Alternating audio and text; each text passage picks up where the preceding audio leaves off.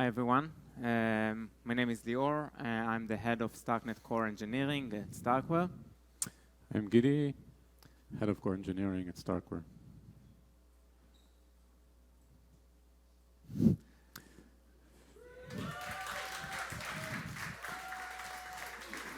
This is the official announcement. It's been open since this morning, and I'm sure all of you have already cloned the repo.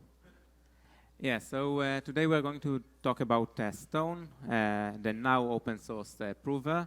As Kenneth mentioned earlier, Stone is the prover that we use in production. Okay, so we're going to talk a few important concepts, then see a demo.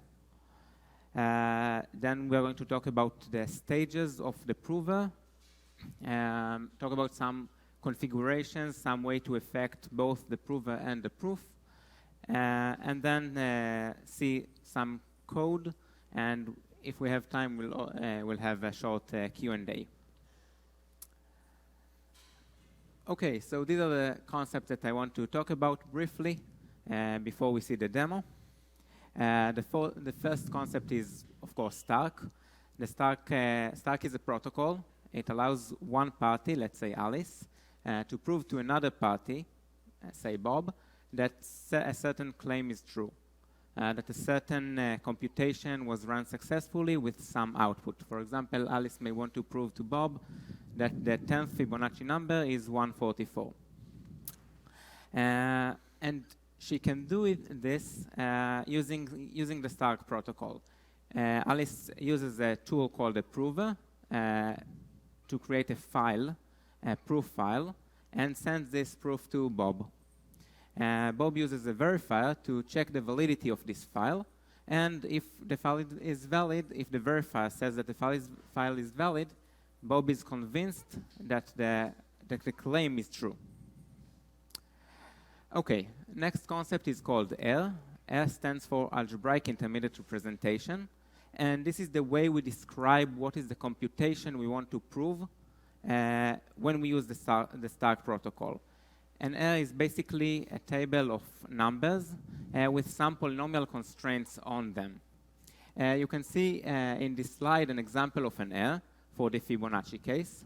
And the constraint here is that the sum of every two consecutive cells is the value of the next cell.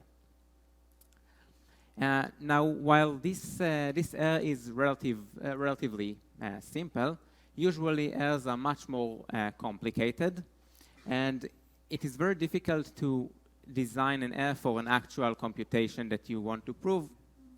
Again, maybe for the Fibonacci case it's simple, but in general it's not.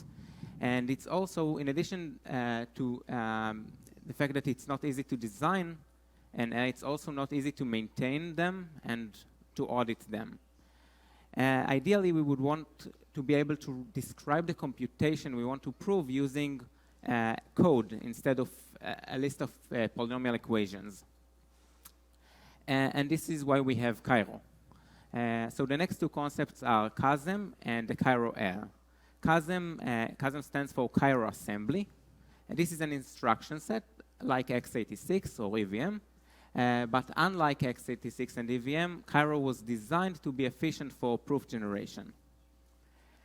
The next concept is the Cairo error.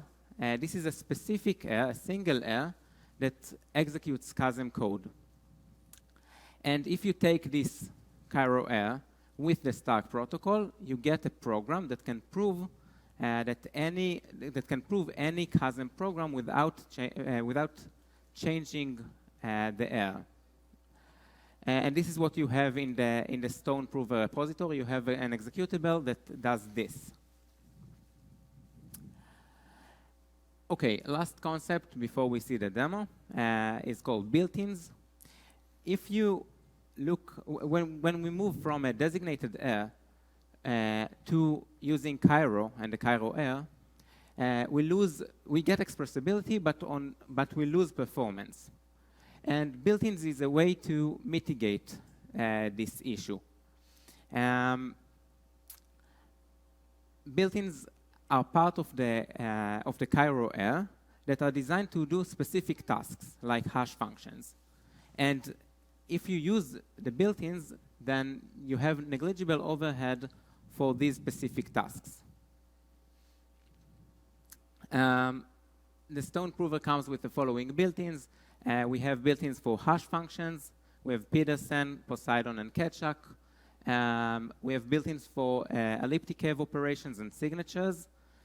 Specifically, we have ECOP and ACDSA.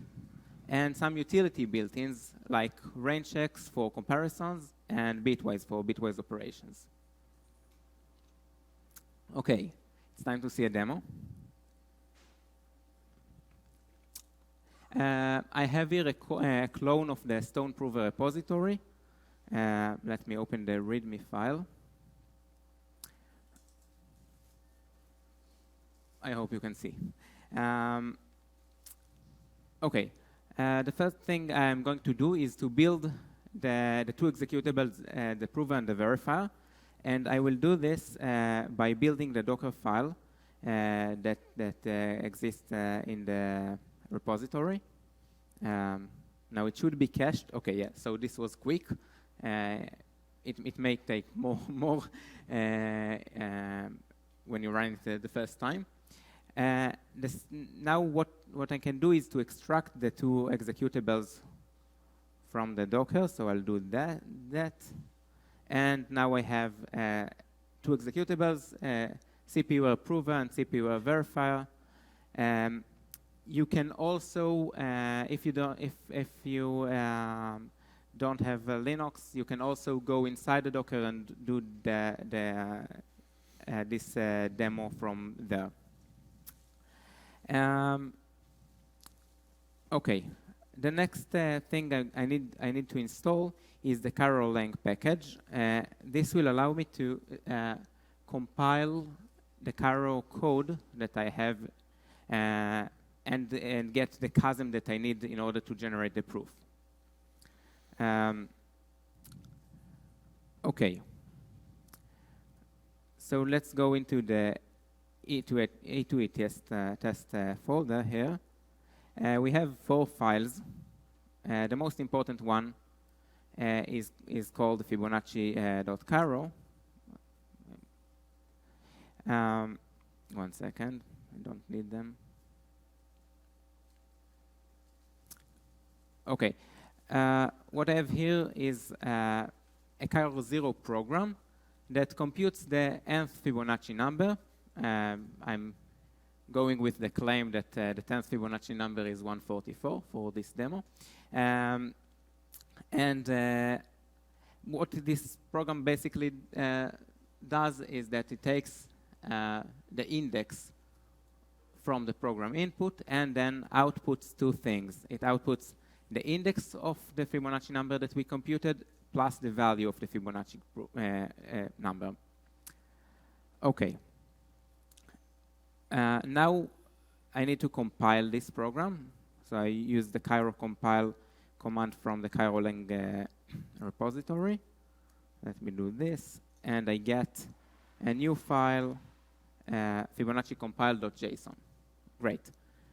The next thing I need to do is to use Cairo run to run this program and then get something that I can use with the Stone Prover to generate a proof. There is one file here that I'm using as an input. It's called the Fibonacci input. It's a very simple file. It just says that I want to compute the 10th Fibonacci number. Okay. So let me run this.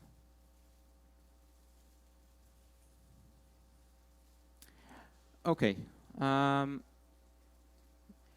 You can see here the program output, which is 10, which is the value, the index that we wanted, and 144. This is the result of the computation. And I have here now a few more files that were created, and I'm going to run the prover now.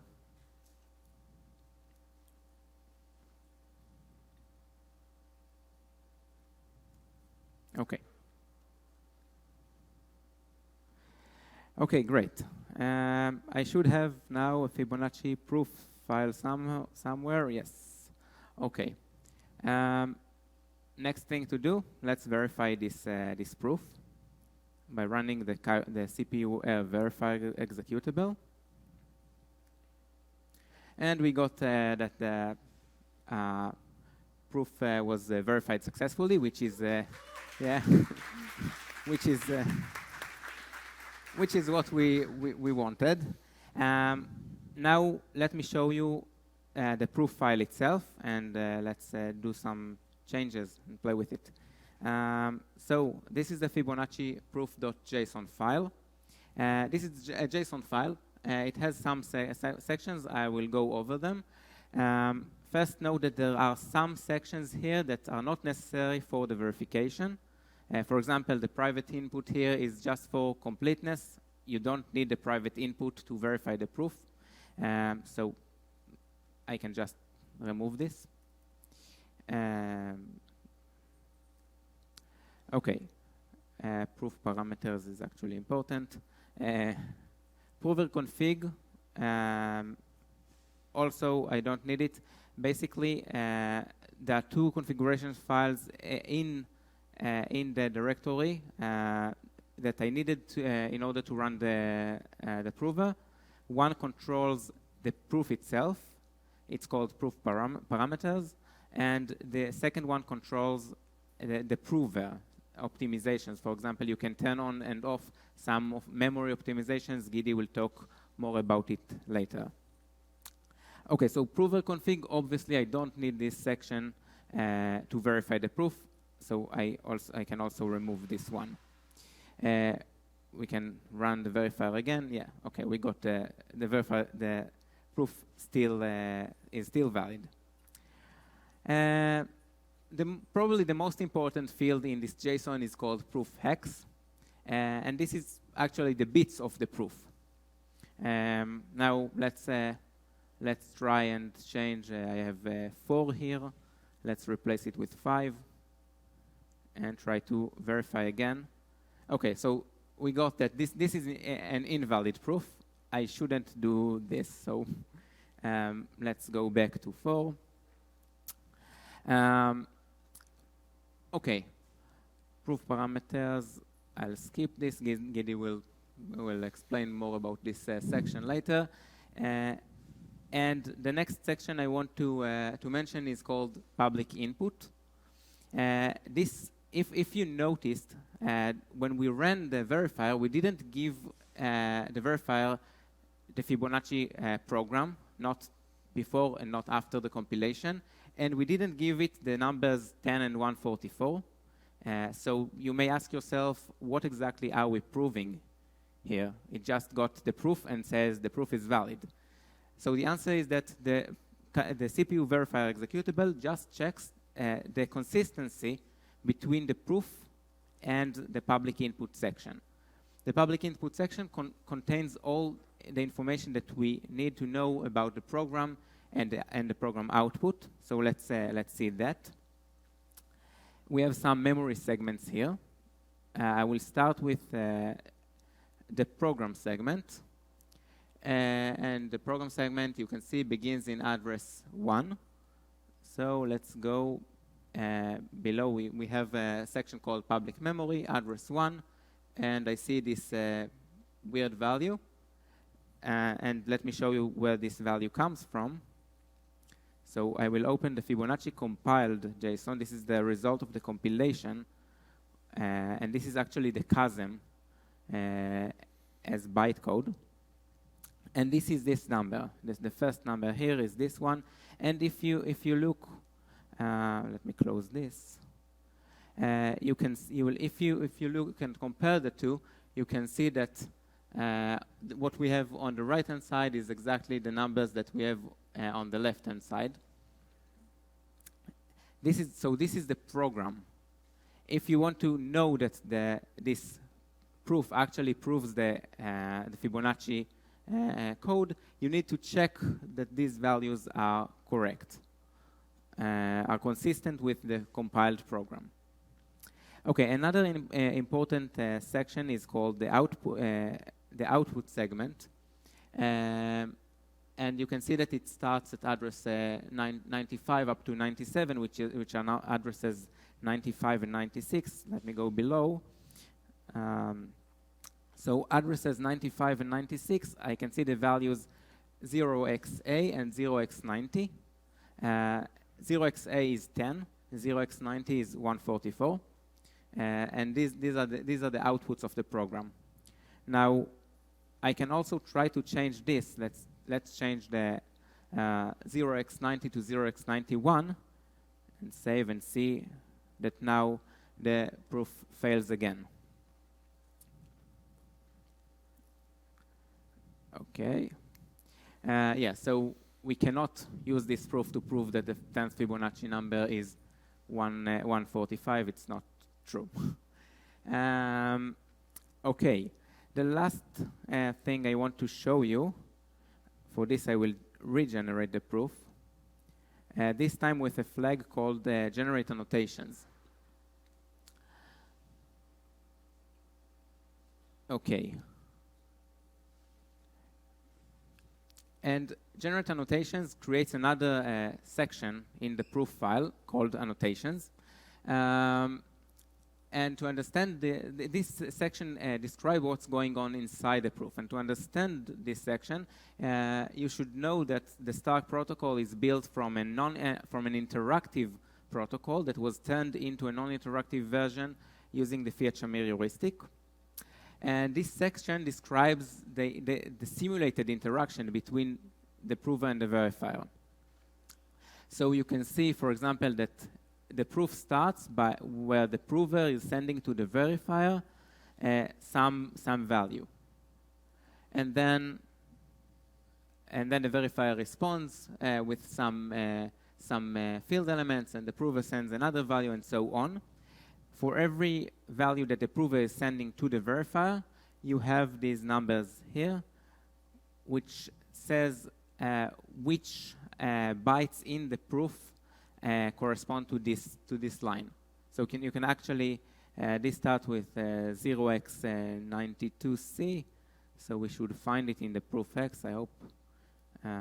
Yeah, so the proof X, this is exactly how it starts, and you can use this if you want to understand what's going on inside the proof. Of course, this section is not needed for the verification. It's just for debugging. Okay. Gidi. Okay, just to mention, the verifier also has a flag to generate the annotations, and then you can compare the annotations of the verifier with the annotations of the prover, especially when debugging provers and verifiers. That's very useful. So let's talk a little bit about how this prover performs this Stark proving. As you know, there are many algorithms for Stark proving, and we'll talk about the specific algorithm implemented in this prover. The first step is basically generating the trace. Generating the trace is turning the execution of the Cairo program in a series of numbers or field elements. The prover looks at these field elements as representing polynomials. So you can think of a big table of numbers, and each column in this table represents a polynomial, relatively large polynomial. Trace generation is statement specific. When we say statement, we talk about what the prover is proving. So in our case, we're talking about proving statements of the Cairo error. Other statements are also possible. So if you want to design your own statement and hook it into the same code, then you can do that. And in order to generate the trace, you will need to implement a logic that generates the trace for your specific application statement. In case of Cairo, this includes the execution trace, and it includes the memory as it appears in the output of the program, or in the running of the program. After we have the trace, the next step is what we call a step of low-degree extension. So if we looked at the trace as a table or as columns or as polynomials, we can perform an interpolation of these polynomials to a larger space. This is what we call the low-degree extension. It uses what is normally called in the industry the NTT algorithm. In our code, we call it FFT because basically it's the same thing. So those of you who will take a look at the source code will notice FFT. There's no mention of NTT there. This is a parallelized implementation in the Stone Prover. The parallelization is both within a single FFT as well as running multiple FFTs in parallel. So the more CPU cores you throw at this prover, the faster it'll compute the NTT. And finally, we commit on this low-degree extension. So we take this extended trace, which is basically a multiplication of the size of the original trace by 2, by 4, by 16, and we commit to that. We use Merkle commitments for that, and in fact, we have the ability to use multiple hash functions within the same Merkle commitment. We use this in order to optimize performance for cases where you submit the proof to a Cairo verifier. Cairo verifier was mentioned here, I think, in multiple talks.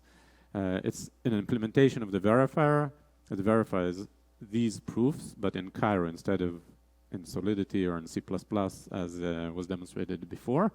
For Solidity, catcheck is a very useful hash function to use Merkle commitments for and decommitments, and is also very CPU friendly. For Cairo verifiers, we typically use other hash functions like Peterson and Poseidon or Blake. This is configurable within the prover. The third step is an extension to the trace. We use this step basically to generate additional columns to the original trace. But we don't do this simultaneously in the beginning because we want to achieve here something that is difficult to express in standard constraints. For example, we want certain constraints on tables of values, in particular of memory values. We want to say something like in a certain address in the memory, there's reference to a value, and that value is only one value. So we don't want to make we want to represent a read-only memory or a lookup table, if you like. And if the program references that address multiple times, we expect to see the same value in the same location. The way we verify this is by generating additional trace columns, which represent an ordered series of values in this memory, and then using some interaction, that's why we call it the interaction trace, we can validate that the interaction trace corresponds to the original trace in a way that attests to the fact that the value is consistent to the constraints that we want. On this additional interaction trace, we do the same functions of low-degree extension and commitments using the same mechanisms. Fourth step, and we're nearing the end. We need to apply the constraints to the trace. The trace in itself, you can think of it as a series of numbers representing an execution. Now we need to apply constraints in order to validate that this execution is according to the rules of the air, of the CPU, the virtual machine of Cairo. That's what the constraints are about. And basically, we build the constraints on top of the original trace. Both the constraints are polynomial, and the trace is perceived as a polynomial, so the result is a composition of two polynomials, and that's why we call it the composition polynomial. The degree of the composition polynomial is basically the degree of the trace and multiplied by the degree of the constraints. So the higher the degree of the constraints, the larger the composition polynomial, of course. We commit to this polynomial, and then we use out-of-domain sampling, or LEAP, in order to create a virtual oracle for the final step of the Stark prover, which is the low-degree test. We use Fry for low-degree testing, and the low-degreeness is tested on this virtual oracle. This is the only polynomial that we apply the test to, but in turn, it implies the low-degreenness of all the preceding polynomials. Which means that we basically prove the low-degreenness of everything from the beginning, including the trace, of course. Fry includes a query phase. If you're familiar with Fry, it's basically a certain series of commitments on ever-shrinking polynomials until we reach a very small polynomial that we can just send to the verifier. And then we perform queries that validate the consistency between all these polynomials all the way back to the trace. The more queries we send by the verifier, the sounder the proof. So we need to repeat this multiple times. But for every query, we get results, decommitments of the original commitments, and these are included in the proof. So the proof increases in size. So the prover includes an additional option, which is the ability to reduce the number of queries, but still make the prover spend more time in generating the proof by using a proof of work mechanism, so we can slow it down for every action performed. The result is that we can improve soundness without increasing the number of queries. So you can actually tweak the prover to do more proof of work and require fewer queries, which means a smaller proof, or you can do less proof of work and do more queries, something that you can trade off between the two. Let's look a little bit about how we can configure the prover. So as Lior mentioned before, there are two aspects to the prover configuration. One aspect is relevant to both prover and verifier, is a definition of exactly how we use the Stark prover. So things like the number of queries, the degree of extension, we call the blow-up factor of the trace, is something that we need to agree upon between prover and verifier.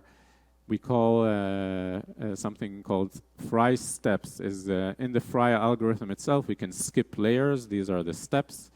The steps need to be consistent with the size of the trace. This is a parameter that is also a configuration of the proof. And some of these together basically imply the soundness of the proof. In code, it looks like this. It's basically a JSON file with parameters inside. The top parameter here specifies the field on which the prover works. The prover supports multiple fields, but when you want to run it with Cairo, you need to use the field that is used by Cairo in Starknet. Here it's called prime field 0, which is the Starknet prime field, 252-bit field. But if you want to prove something else, you could run this prover on a different field that you need to define, and you can use a couple of fields are included in the code base, but you can also define your own. Then there comes this section which we call Stark, which is the parameters of the proof themselves. So I mentioned a couple of them. One is the number of queries. As mentioned here, the more queries there are, the higher the soundness. Every query contributes a few bits to the soundness depending on the blow-up factor. So the blow-up factor here is defined by the bottom parameter pointed here, log n cosets, which basically means the number of,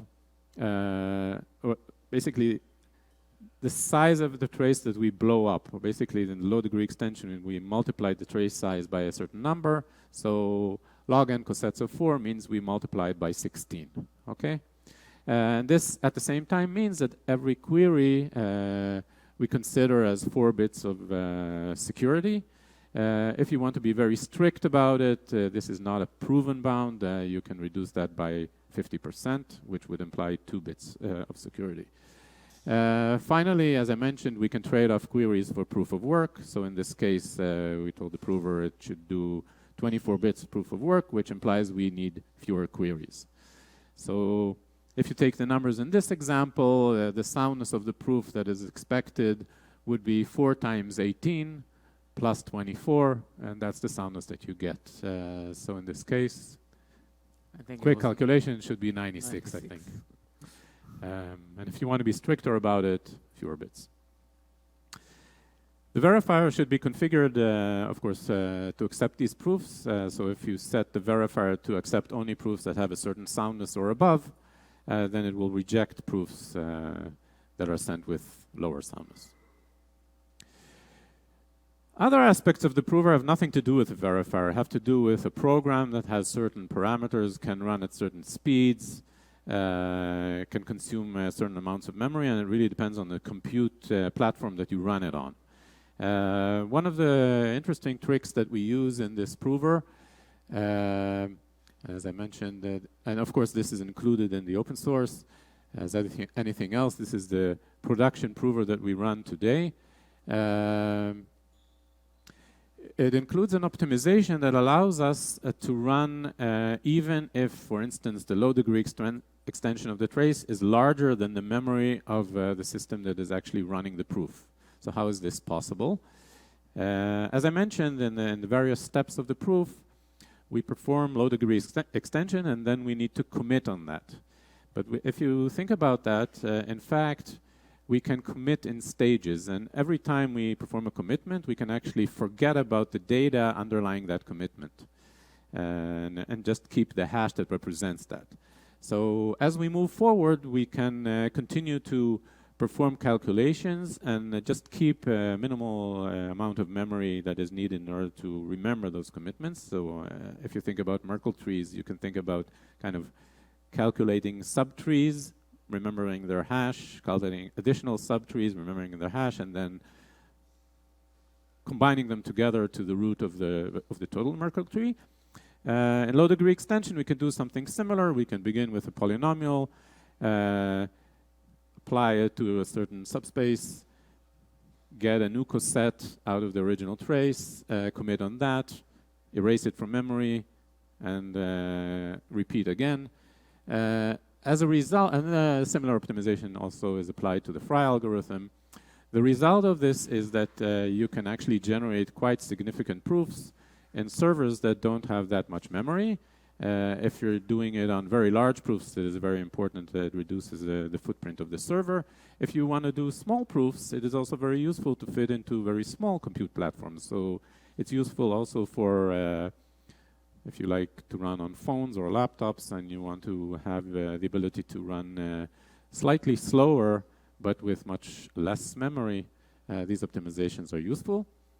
Out of the box, the prover will utilize all the cores available on the system. It uses a system call to understand how many cores are available, but you can also limit the usage of the cores that the prover consumes. It's a command line parameter. By the way, you can just type -- help, and the executable will tell you what the parameters are that you can use. And finally, we have the ability to control annotations, as demonstrated by Lior, as well as have some performance analytics. If you're interested in the runtime of the various stages of the prover, there is a command line flag that allows you to perform that, and accordingly you can do some analytics that show you exactly each section and the runtime corresponding to that. Similarly, this is controlled by a JSON file. I'm not sure we want to go through every one of these parameters, but for example, here we're talking about configuration of the low degree extension. The top parameter that is mentioned here, store full LD, stands for do we keep the result of the low degree extension in memory or not? In this case, we don't. When we don't keep the data, where does the data come on when we reach the query phase? Nobody asked, because I didn't ask you. So where does the data come once we need to answer those queries? Any ideas? We threw it out of memory, so we need to recreate that data. Recreating the data in a naive way would be to perform the beginning again. So we have now a specific query in mind, and we need to answer what the data was somewhere in the low degree extension. We may need to recalculate the NTT. But since there are a limited number of queries, maybe it's more efficient not to run an NTT which actually creates the entire low degree extension, but just to recreate certain points in the low degree extension which can be calculated possibly more efficiently by point-wise calculation of the interpolation. And that is what we do using the flag use FFT for evaluation false means we actually calculate it point-wise. Similarly, we also recreate Merkle based on the recreation of the low degree extension. Merkle memory out of memory Merkle layers is the number of layers on the bottom of the tree that we throw out of memory before moving on. Every layer that we throw out of the Merkle tree reduces the Merkle memory footprint by exactly 50%, since it's a binary tree. And the more layers you throw out, the smaller your memory. At a certain point, it doesn't really make sense to throw it out because it's very little memory. Okay. Numbers. I know you're all excited to hear about the performance of Stone. So I ran it on a few very small examples on my laptop.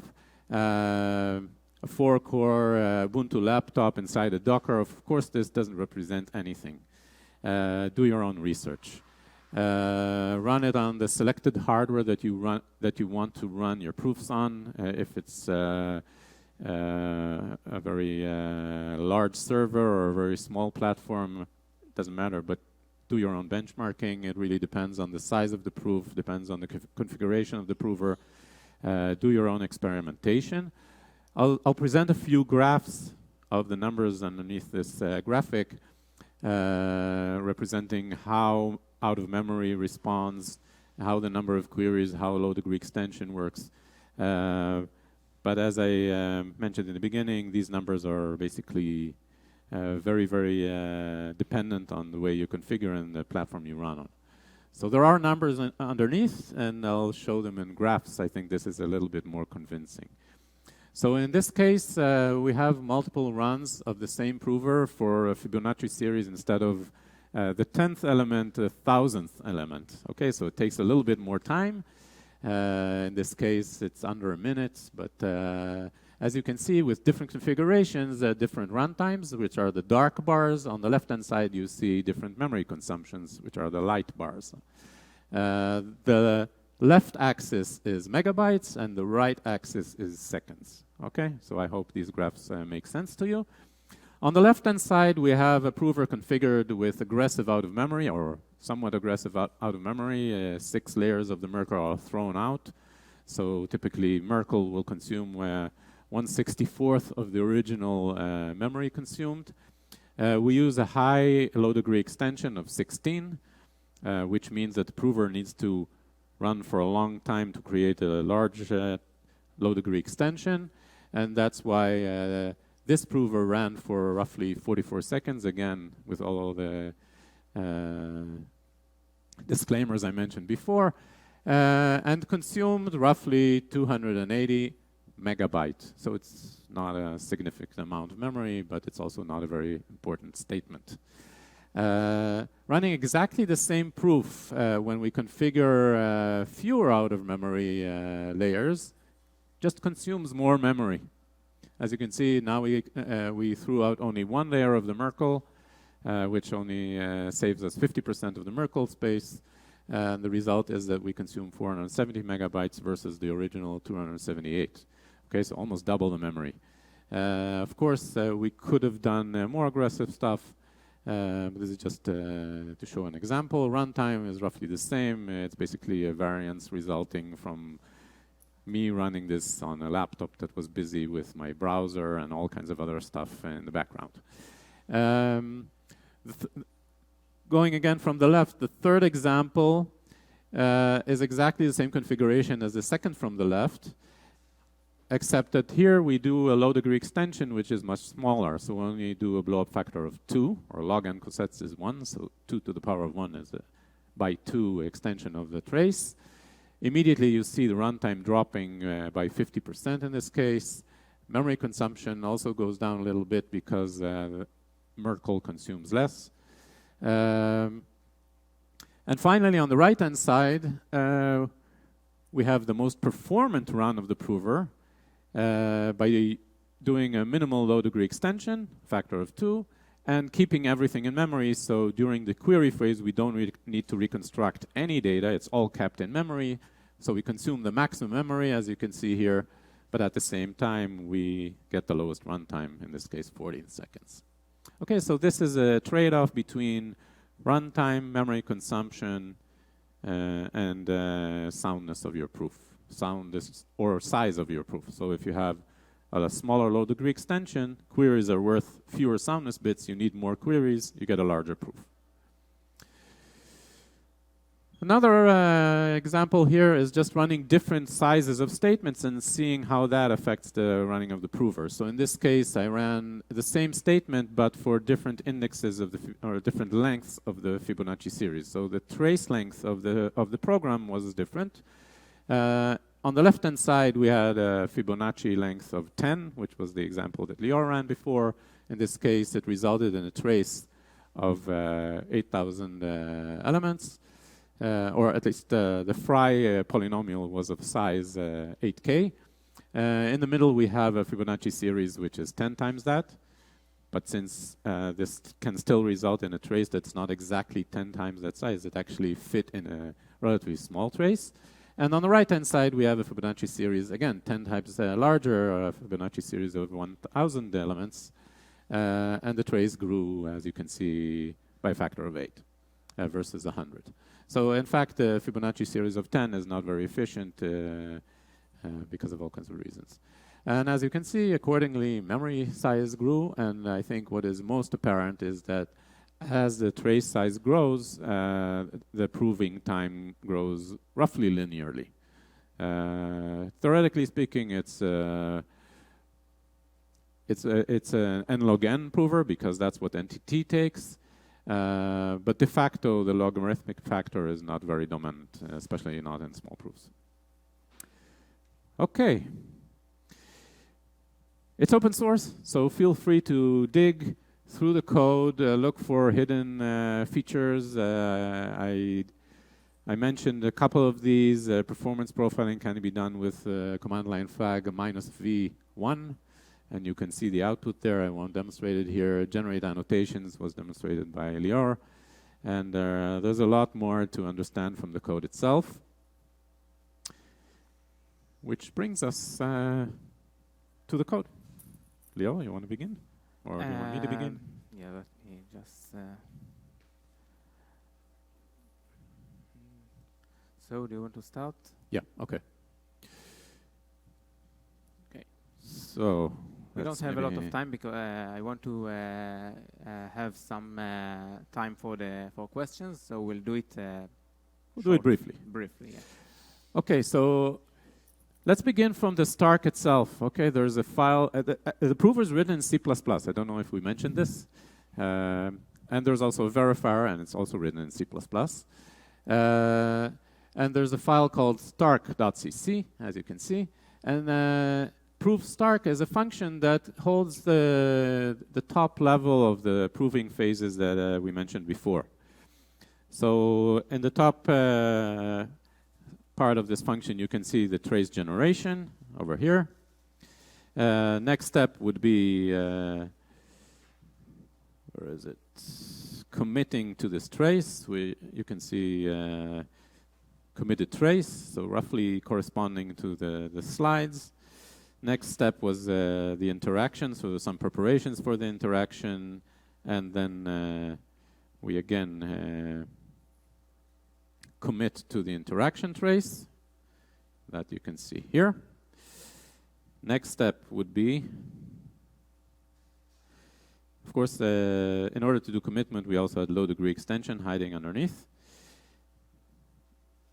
Composition polynomial is then created. Out of this, we can create the composition oracle, perform out-of-domain sampling, and finally get the out-of-domain sampling composition oracle, which is the virtual oracle I mentioned before, on which we perform the low degree test. If I click into low degree test, you will see the fry algorithm, which I won't do right now. Right.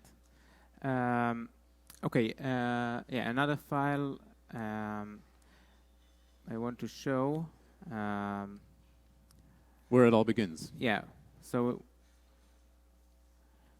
so the main function is in a file called CPU prover main. Basically, just invokes eventually the function that Gidi showed. There is one thing that we have here is an object called the CPU statement. This controls the error that we are proving and how we pass the inputs and etc. Yeah, so this is a relatively short function. If I go to CPU statement, let me find it. So one thing that I have here is it's called the CPU trace context. Actually, I want to show you another file. I want to show you the CPU.inl file. And specifically here, there is a nice function called getTrace. This function is responsible for filling the table of values that we mentioned before, the error. And it starts by in this code, it actually fills the things that are relevant for CASM, but later we handle the memory of CASM and the built-ins. So we have the Peterson built-in, Renchik built-in, etc. All of them have as I mentioned. So the built-ins are part of the Cairo L, and therefore we need to fill them. Okay. Yeah. The last thing I want to show is just looking at the directories here.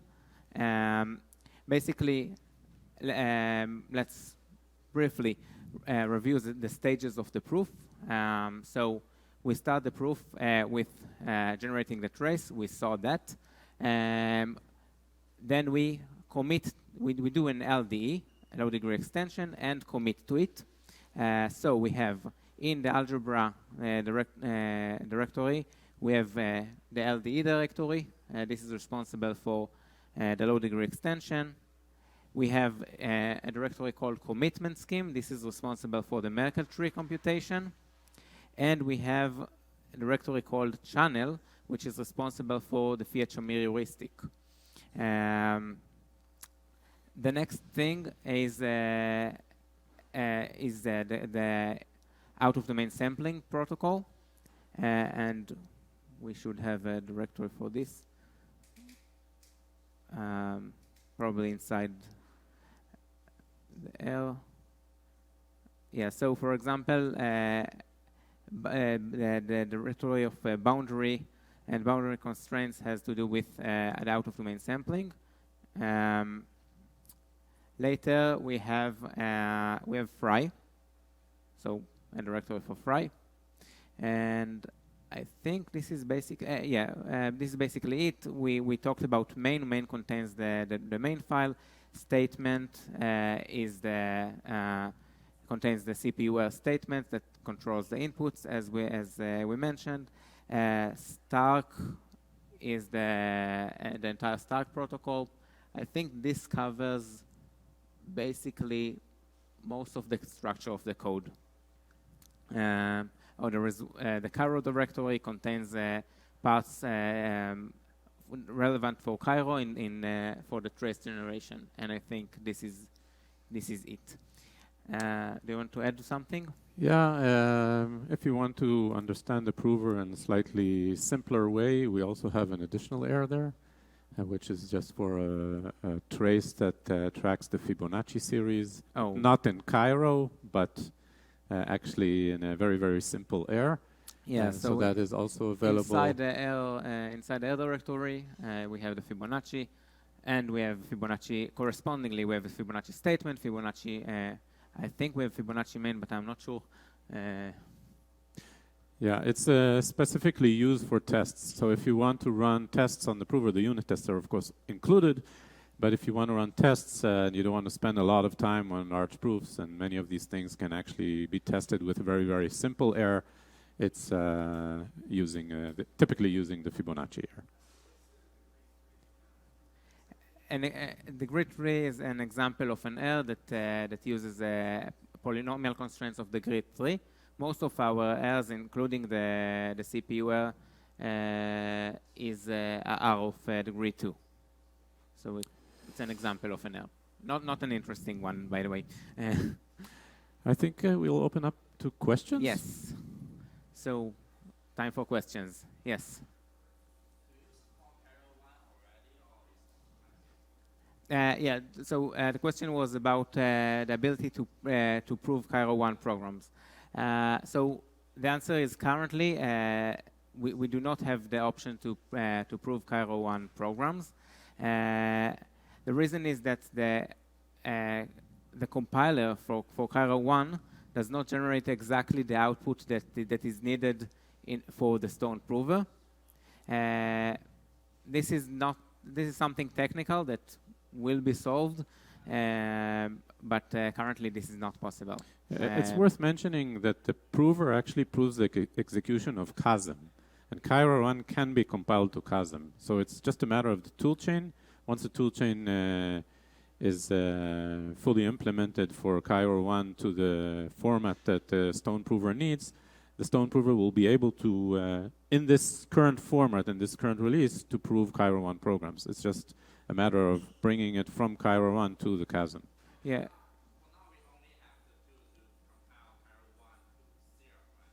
Right. So, so you have the code, the compiler from Cairo 1 to Sierra and then to CASM. This exists.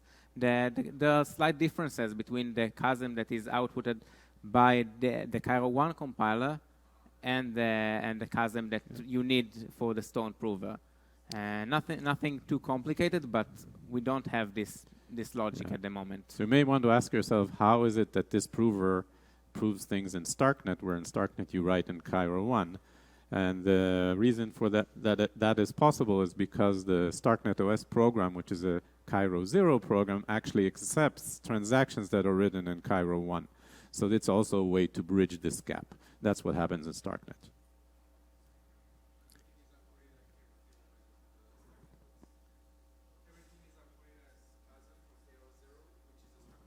Exactly. So Starknet OS is basically the bridge here that allows you to move that CASM to the format that is needed by the Stone Prover. Yes. Yes.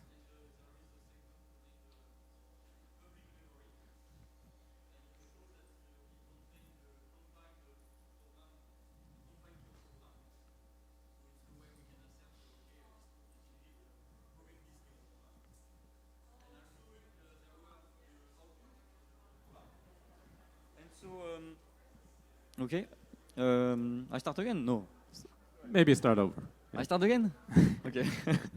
All right. So in the proof file generated by the prover, there is a part named public memory. It contains the values that represent the compiled Cairo program. So we can make sure the proof is indeed related to the Cairo program we want to prove. There is also the output of this Cairo program. And in the Fibonacci sequence, we saw that in the output, we duplicated the input in some way, like to prove we are computing the tenth number and the output. And so my question is, if one of the input was a private key, for example, what is inside this public memory in the proof? Do I retrieve that private key if I didn't put it in the output or not? Okay, so the question is, I'll try to summarize. Let me know if I got it wrong.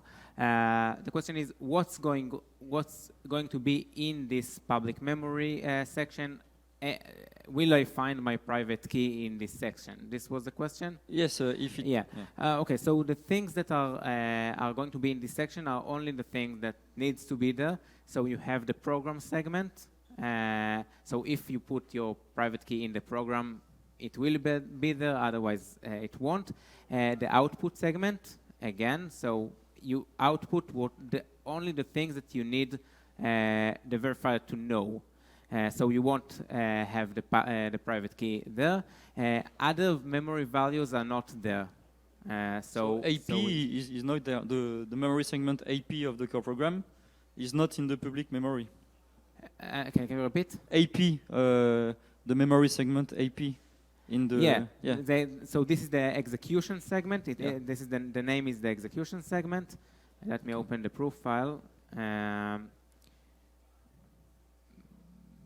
Public memory, actually, execution segment. So for example, the execution segment, the addresses are 34 up to 95.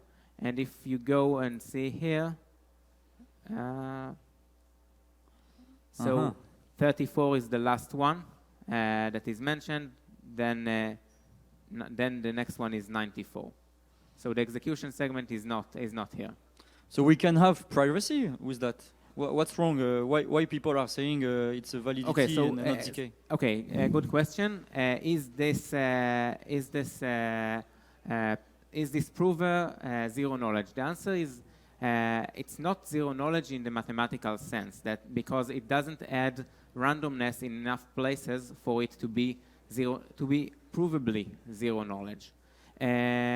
However, and by the way, this is something that that is not very difficult to fix. It's not in this repository, but we have in the past published a zero knowledge prover. So you can merge them in a sense, but in practice, it's practically impossible to generate information from the proof file about the thing being proven, as long as the thing being proven has enough randomness in it. I hope this answers the question. Yes. Okay. Okay. Other questions?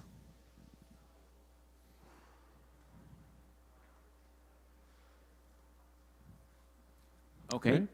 Thank you very much. Thank you.